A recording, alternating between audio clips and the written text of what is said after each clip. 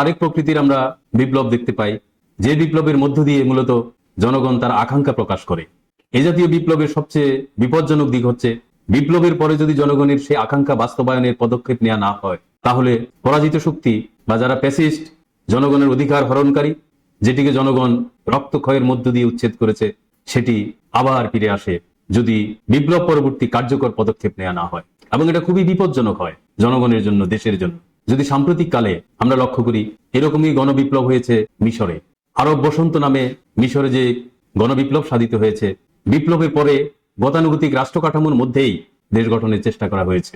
কিন্তু আমরা পরবর্তীতে কি দেখতে পেলাম? মিশরের ইতিহাসে প্রথম গণতান্ত্রিকভাবে নির্বাচিত শক্তিকে পরাস্ত করে পুরনো পেশিবাদ আরো ভয়ঙ্কর রূপে গেড়ে বসেছে এবং জীবন দিতে হয়েছে বিপ্লবের নায়কদেরকে।